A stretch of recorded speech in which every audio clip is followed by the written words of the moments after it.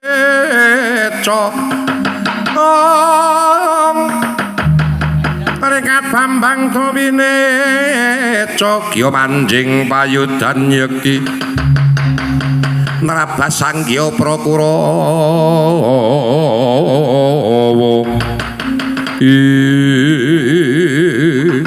nimbali ingkang putra Kanjeng Rama anak kula nang Abimanyu inggih wonten dawuh sungkem kula kunjuk iya ndak tampa Abimanyu wonten paring dawuh Kanjeng Rama mula ndak piji ana ngarepaning wong tuwa wektu dina iki sira ndak paringi dawuh lan dadi paseksen Panakawan uga dadi purwa kanthi ning lagu inggih kadhawuhan menapa Kanjeng Rama Rama mundhut supaya wektu dina iki sira nampanana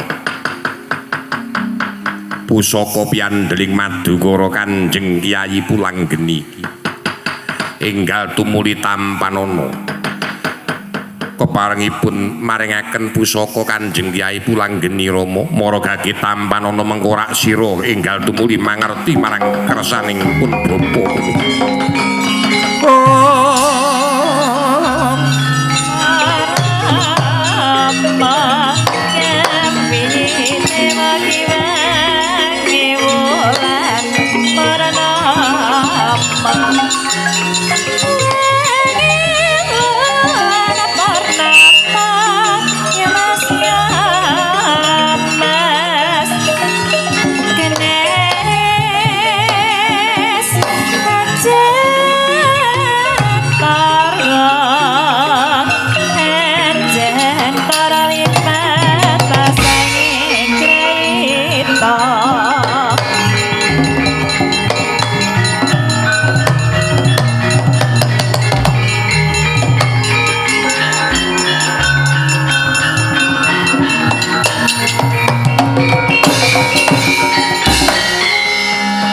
Gagatri sang kabirang rinanggul kinempit kempit rinanggul kinempit kempit Kanjeng Rama liring netra paduka Kanjeng Rama kados suka sasminta estunipun Kyai Pulanggeni kala wau kadesa pundi inggal iku ing samengko Kyai Pulanggeni gawanen sakwusing samengko ngadepa golek ana ibumu Dewi Rama mundhut supaya sarungna ana padarane ibumu kulo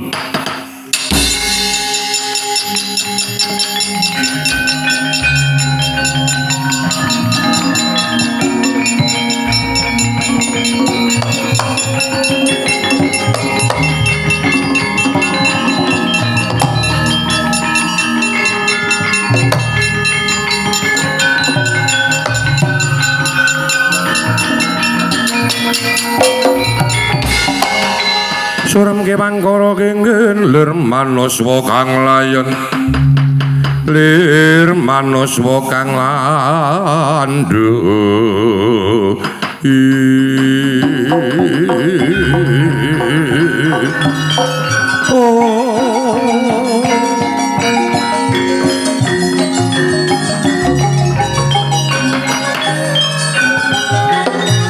kaya sinamber gelap penggalira Dian Abimanyu sinareng nampi Dawira Dian Harjuna ing antawis ajrih kaliyan awrat dinira nglampahi cipta pirengganira Abimanyu wonten dawuh abot nggonmu bakal nglakoni inggih yen pancen abot nggonmu nglakoni wektu dina iki sisan gawe Abimanyu kowe semingkira saka Madukara nanging yen nyata dadi putra ing bangun miturut lawan wong tuwa buta kae tindakno inggih kula nyuwun pamit kula nyuwun pamit Kanjeng Rama. Ora patut anak Janaka ngruntuhake waspa. Piye Gong? Jan. Ana. Nggih pun Den. Abota kaya ngapa ditindakake Den.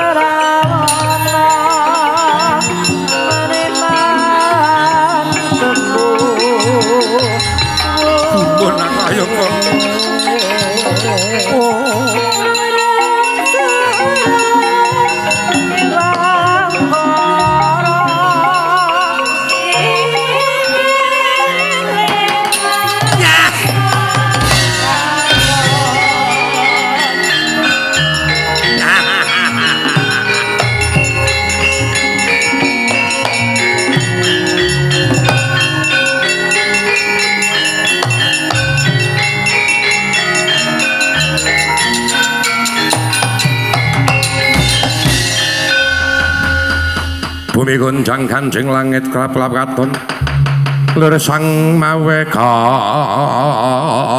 kandrung wala salah Pangeran Janaka nyata wicaksana sembodo nggonmu bakal ndhaup marang putraku Wisawati abot sanggane nadyan awrata kula sampun dawah tresna kaliyan Nyai Wisawati. Kula mboten badhe nglincati janji. Bagus yen kaya ngono ayo mancing aja ning kasatriyan, Nger.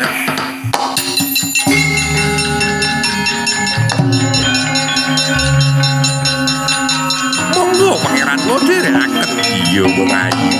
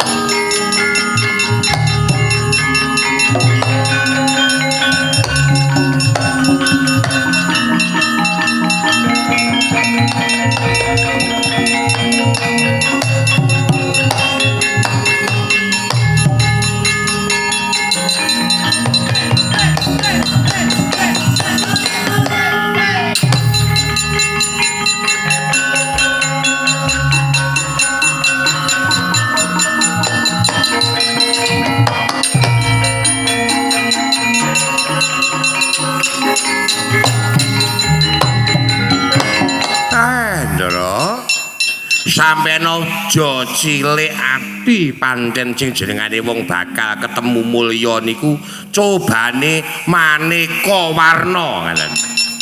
Nggih Den, sampeyan sing tabah nggih Den.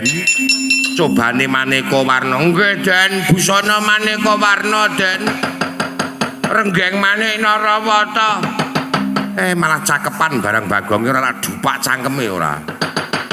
Tandya teka mangkono. Wis nglayung tindhaira Sang Abimanyu wiwit rikala semana kadhawan merjaya ing ibu ora kaya ingkang sumlor saking dirgantara sipating satriya ajiwa brahmana mandhap saking kayangan Hanenggi Bambang Sintawaka.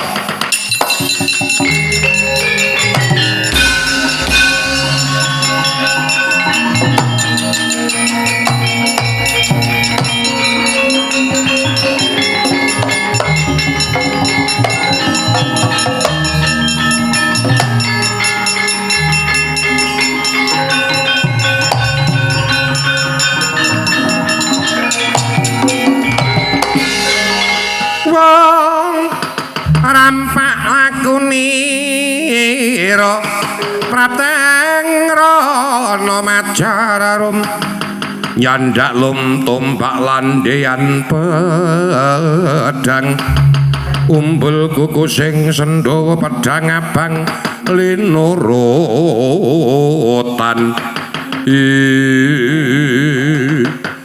kaya gawe gara-gara ning kayangan tumuli aku tumedhak ana ing kayangan ana satriya bagus ingkang ngaderekake Panakawan papat yen ora sisip apa iki Raden Abimanyu panjenengan sampun prisa dhateng kula. Iya mbok menawa Gusti pancen kaya mengkono Panakawan iki Semar Petruk Gareng lan Bagong. Nggih, lha panjenengan sinten? Aku iki dutaning dewa ingkang aran Bambang Sintawaka. Kepara keparenging dewa ing samengko aku ngamangerteni menawa ta kowe lagi nampa dawuh sesanggeman kang abot saka wong atuwamu. Ingkang kudu merjaya kelawan ibumu. Iya, apa ora Abimanyu? Aduh, sang pendhita.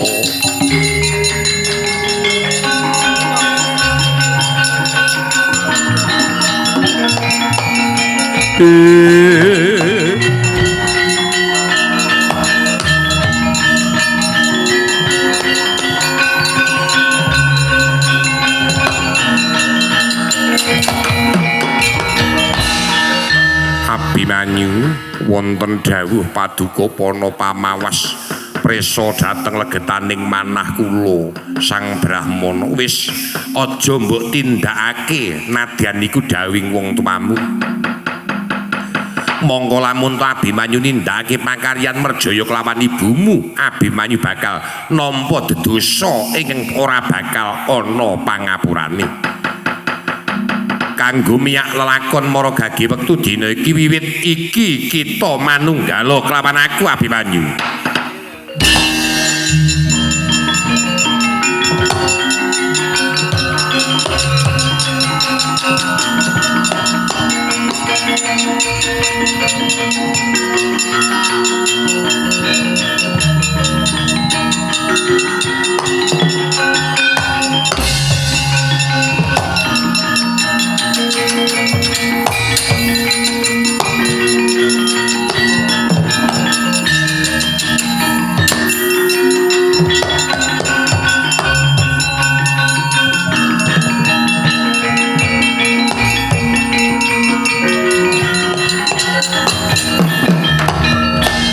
Gonjang kanjing langit kelap-kelap katon lir kincanging sang mawe andrung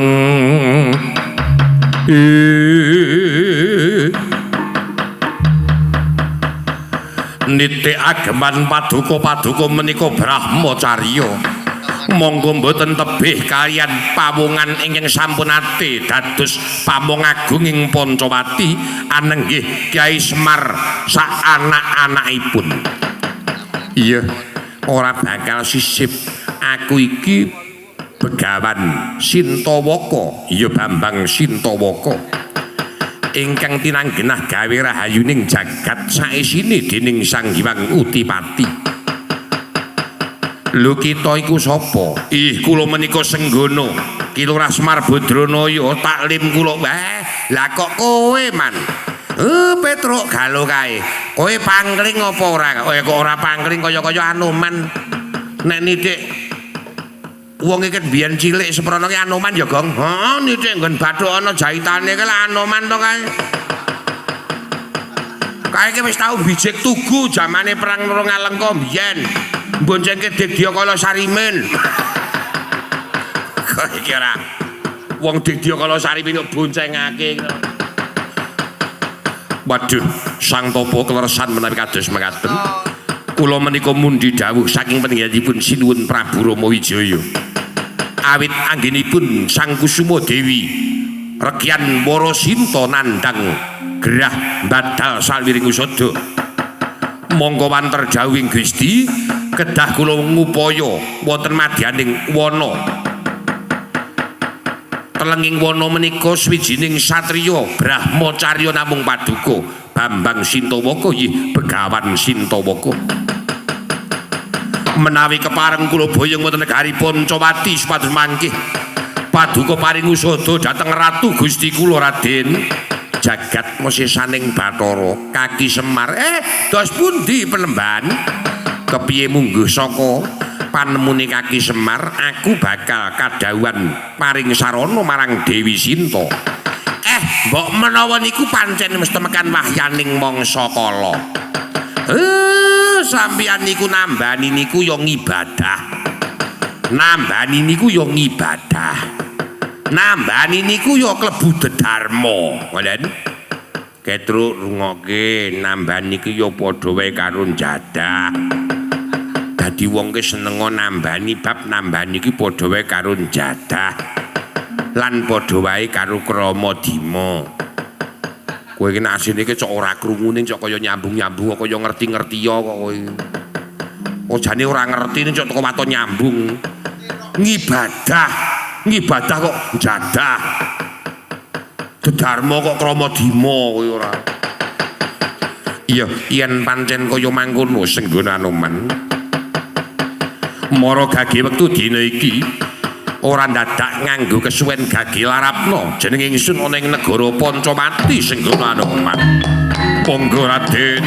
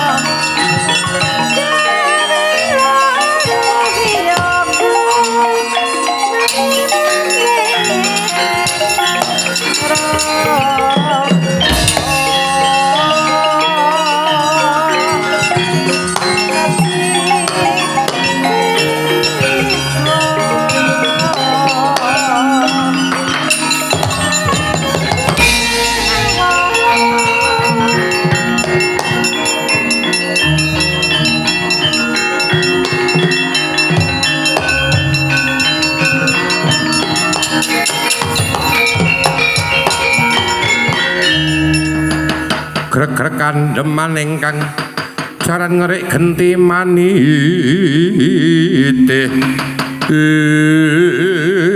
Petro ulama mbok menawa trontong-trontong iki bakal tinemu ning lelakon. Aku ro kowe bakal menyang Pancamati ketemu karo bala kuna. Ketemu karo Rewanda Pancamati. Waduh jan gong ketemu karo kethek-kethek Pancamati iki repot. Waduh aku ndek utangani lho. Kowe ndek utang apa? Aku ki wingine iki njaluk kiriman mbako gurung bayar. Pocok kon bayar kok. Nek ra bayar ki cok domong ro tanggane tandani. Ora cok golek-golek kowe ora. Kae iki ikhlas anila ke bocah iki lila legawa. Lila legawa kok. Koleri kete-kete ora. Den sing ati-ati kula tuturi tindak ndika, Den.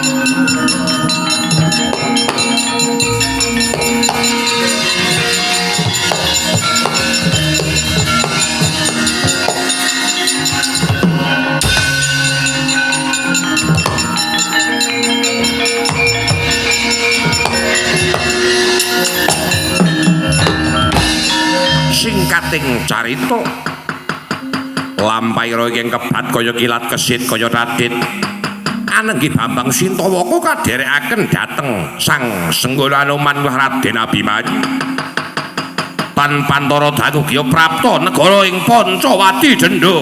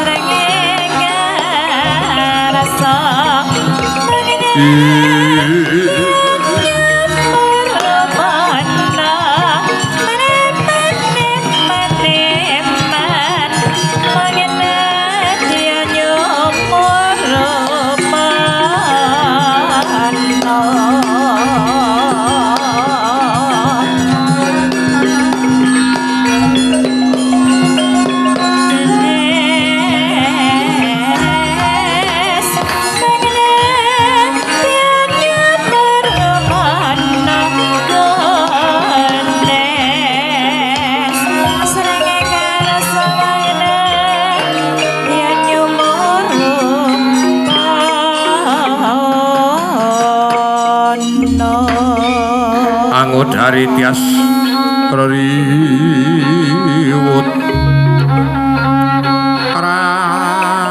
rawate ruwet-wedien kawuningan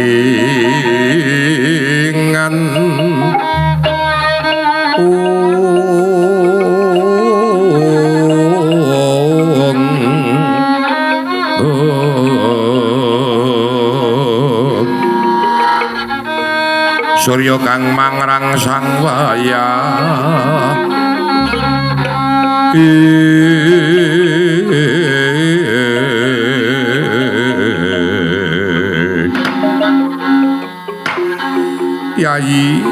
Yayi Dewa Lesmana wonten dawuh Kaka Prabu Yayi Gunawan wonten dawuh sinuwun Senggana Anoman wis ngabiyantura ngalarapake Jejaka Tumaruna ingkang semuni kaya ajiwa Brahmana inggih mbok bilih menika dados sarana waluyanipun kang mbok rekian Warasinta iya ndak sesuwun kaya mangkono Senggana Anoman wonten dawuh sinuwun sungkem kula kunjuk iya wis ndak tampa Senggana pirang candra lawase nggone ingsun angrantu kelawan Kundrira Senggana Anoman jebul ora nganti mangkat Eka Candra iki Senggana Anoman wis prapta ing ngarsaning ingsun kepara nganti siwijining Brahmacarya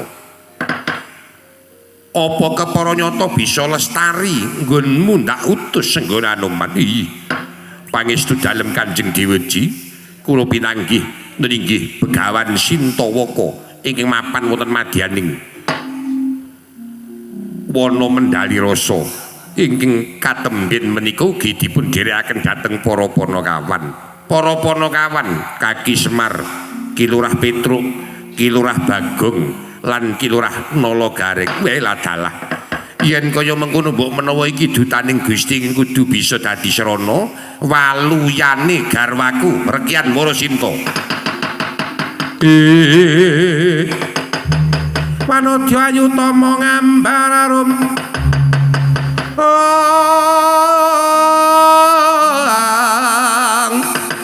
ngambar arum ing kasumut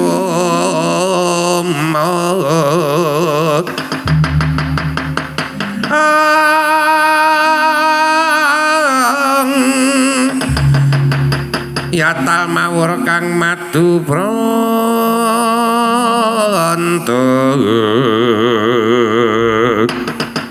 Orek mong remak ngembang bakung payudara nguyup dentut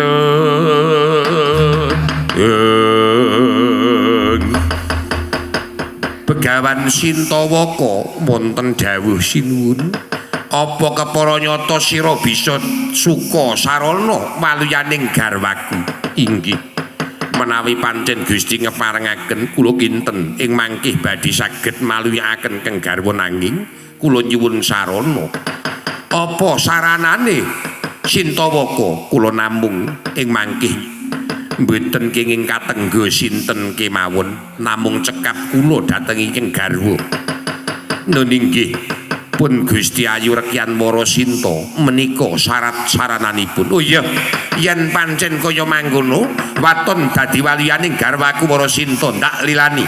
Yayi Dewismono Gunawan lan Senggana Anoman. Ayo sawetara mengker karo ben Yayi Mara Sinta diusadani marang Sintawaka iki.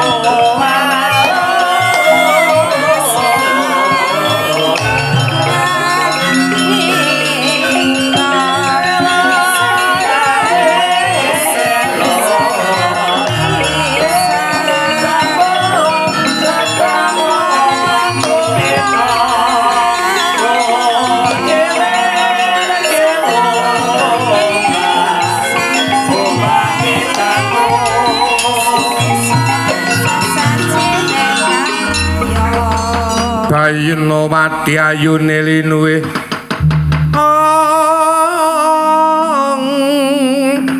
lamun benjang Baratayuda dadi mesti sonalap randane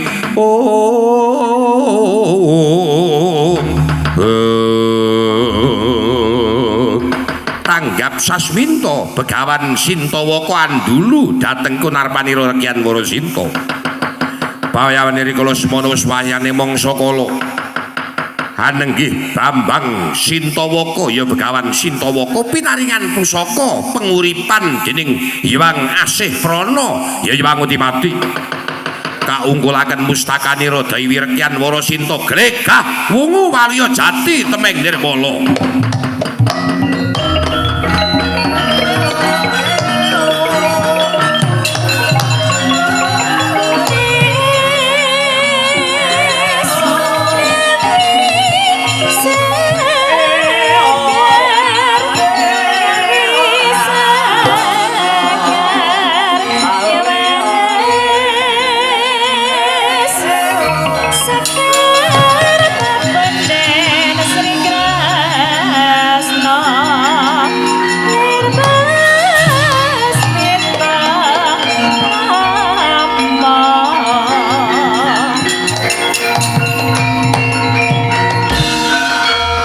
Trisang kapirangu rinangkul kinempet kampet dosang ratnaning bawana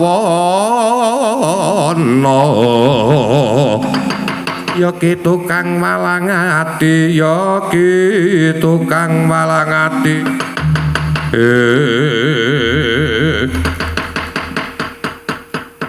jagat wesisaning Bathara waya jagat mangestu ngkara ana sipating priya ingkang nyaketi marang aku suka srana marang aku kowe sapa nun inggih kula menika dutaning Jawata ingkang pun paringi nami dhateng kula Begawan Sintawaka kowe aja goroh kelawan aku ora bakal sulap nyawang marang wewujutanmu nadyan kowe aling-aling ana gunung sapitu aku ngerti sejatine sapa kowe kuwi maksih tedak ing traing wita radya ing akhir tembe bakal dadi pepadhanging lakuku kowe.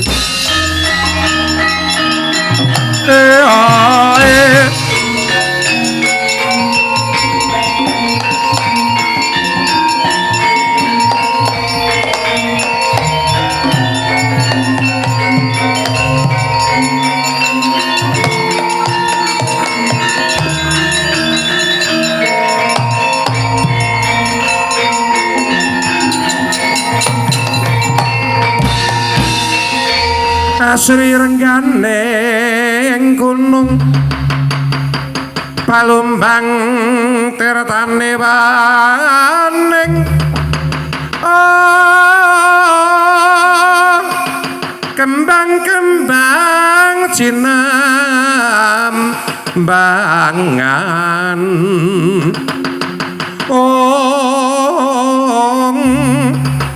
mepaki kang sari-sari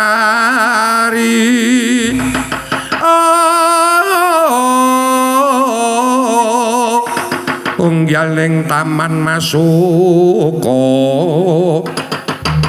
rengganing putri mandili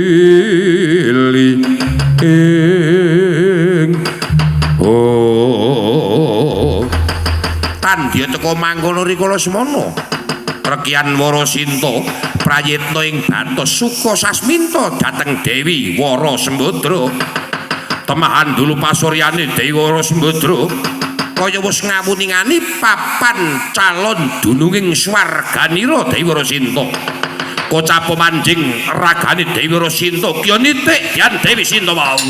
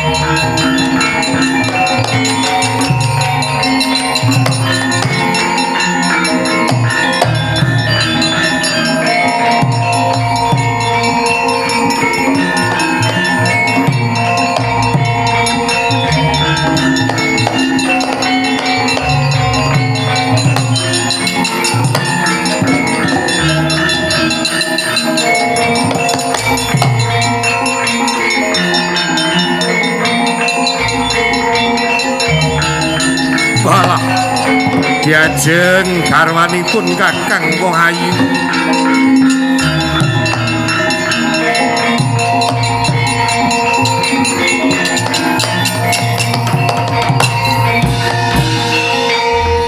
Warasinta garwanipun Kakang ora ana wong Sulistya kejaba mung sira Warasinta lah kok wektu dina iki Warasinta wis bisa waluya jati temeng nirmala Sintawaka wonten dawuh nadyan to wis waluya jati nanging durung sampurna apa sababe nggih kula mboten kewagan badhe ambirat sukertanipun Rekian Warasinta kejawi namung Raden Senggana Anoman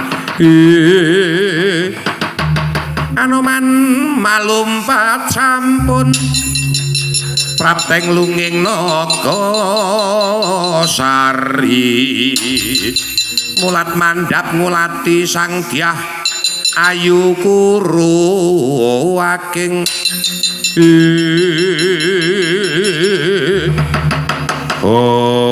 tanggap Raden Senggana nakala semana giya matek dhateng Aji Maundri mandeng pasuryane Rekian Warasinta mijil saking salirane Dian Warasinta sayekti kagodha kagiri godha dening Yitma Pariyitma rambut julung Dasamuka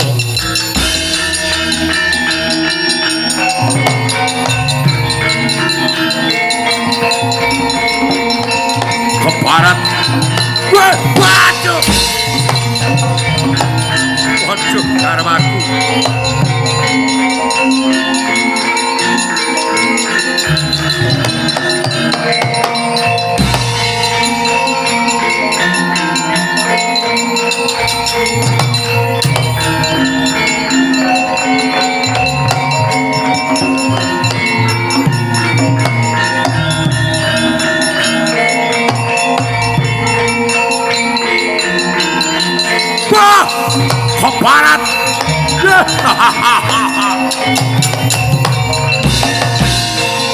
Dosa muka Natalio titi prani mangana anong sirna waluya tibengkesmo mata kajinira panca sonya bumi blewang satelek bledagang ora urus ketek putih tuwek ora mutar-mutar ora patut ora bakal sisip rambut julung dosa muka kowe kumawan ninggiri godhog lawan ratu Gustiku mula nganti nandhang cintraka ing sawetara wektu ayo gelem minggat apa ora sesuk ora gelem saiki ora gelem aku gelem lunga lamun Wara Sinta dadi bojoku minggat kawaji mautri dian wah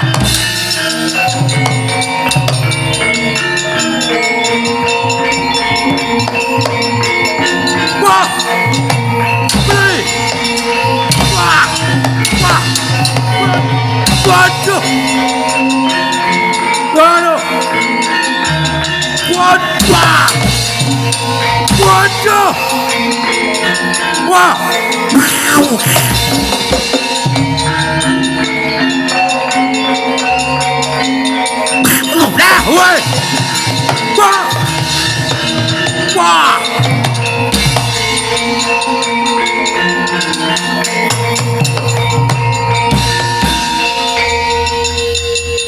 ajrih yitmane rambut julung dosa muka tanpa antara dangu manjing gunung Pangulan kapantek wis sembojo dirisan Pangulan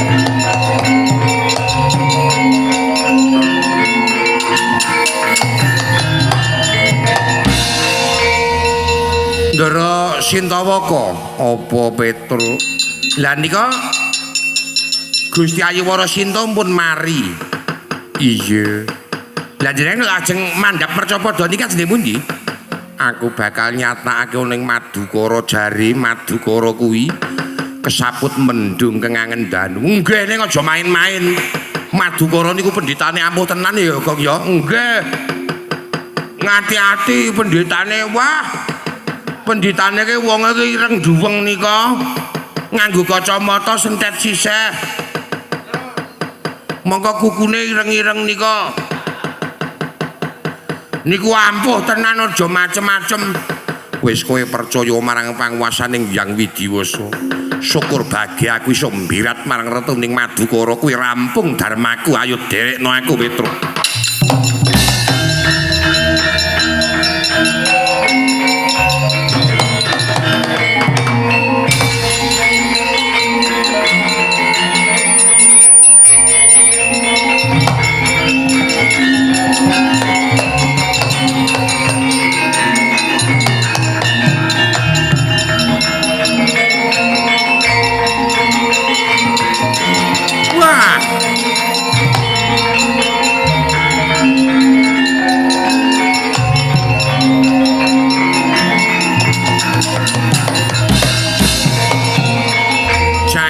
sesaning Bathara lah kok iki ana swijining pawongan kengaya wara kowe goleki arep madhangake Ratu Madukara apa ingkang dadi pedhut nang Madukara ki ora enek sing dadi pedhut keng peteng kuwi dedapuramu ayo kowe gelem lunga saka papan kene apa ora sesuk ora gelem saiki ora gelem kendarat dene aku tak tandingi legane ati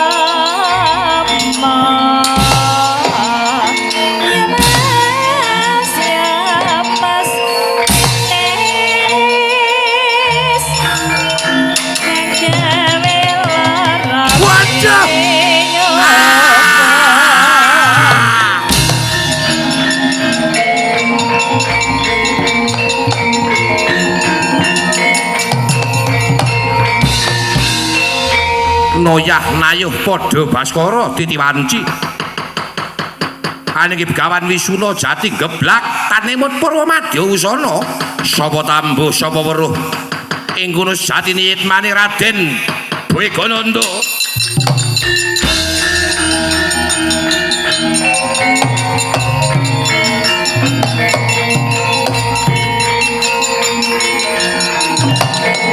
wah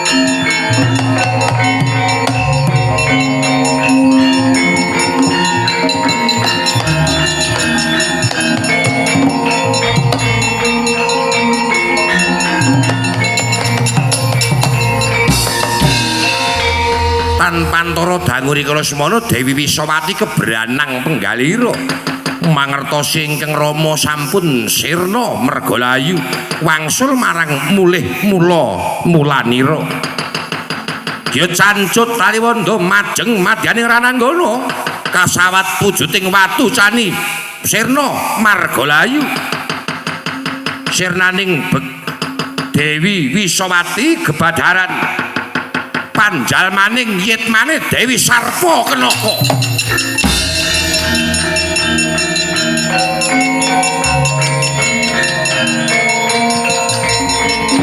Batu ayo pilano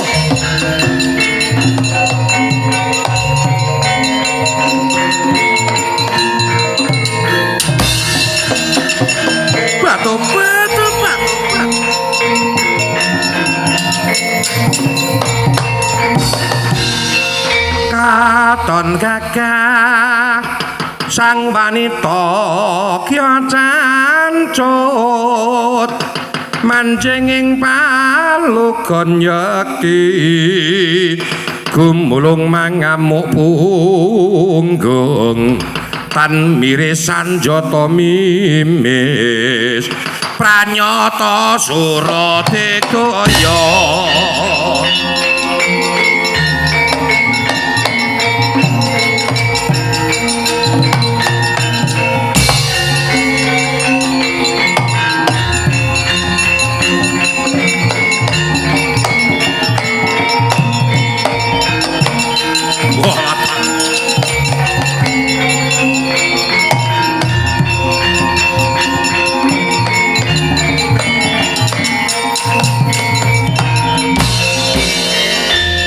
aja kirang gumuyu Wisnu tuta bumbung durung mambrong sira wani tanding marang awak mami lamun sira ora mundur mesti bakal dadi layon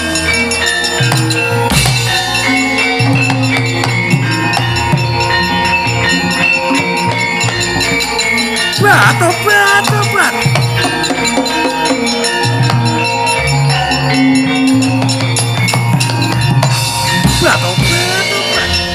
senggono Anoman kowe ora bakal pangling marang aku kowe wis dadi yitma nanging kowe biyen sing nyampurnakake aku krana kowe ketaman kuku Pancanaka ayo njaluk tak untapake ana ing Traka Jahanam batopat aku bali menyang Juragacang aku Anoman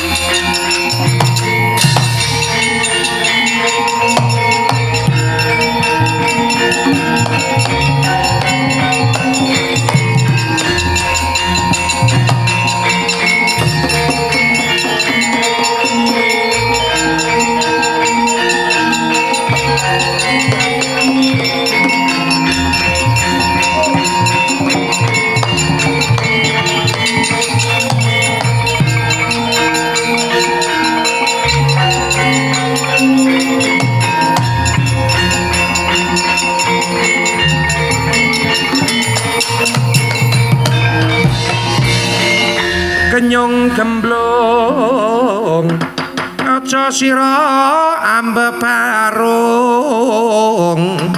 ngadanging dedalan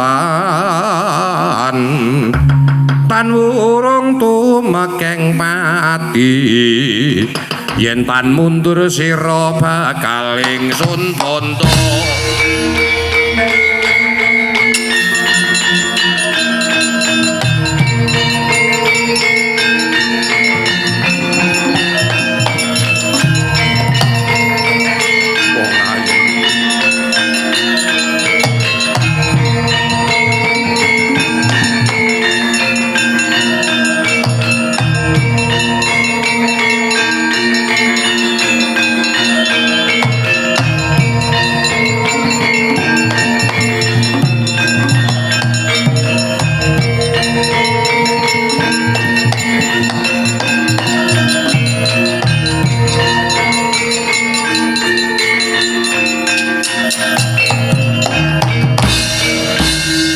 Sembadra sepira kaing luputku aku njaluk pangapura Wara Sembadra aku luput aku dosa aku lali luput ina aku patenana Wara Sembadra ramakne kula aja dituman-tumanke makarti kang kaya mangkono ingkang kanthi kaya mangkono ramakne kula payu tumuling samengko lelakon ingkang ora becik dibuak ingkang apik digoleki kanggo saklawasta aduh adikku Wara Sembadra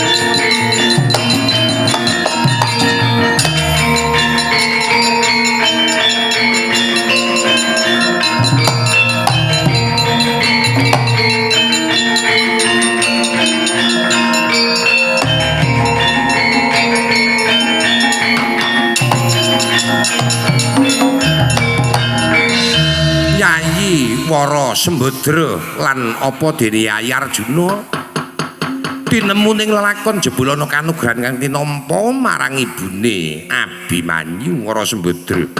Iya Kakang Prabu. Dewi Warasinta wis bisa nitik marang paswargan jati kang jati mapan ana raganira Yayi. Ingkang kaya mengkono disyukuri awit peparinging Gusti Kang Maha Ngawasa.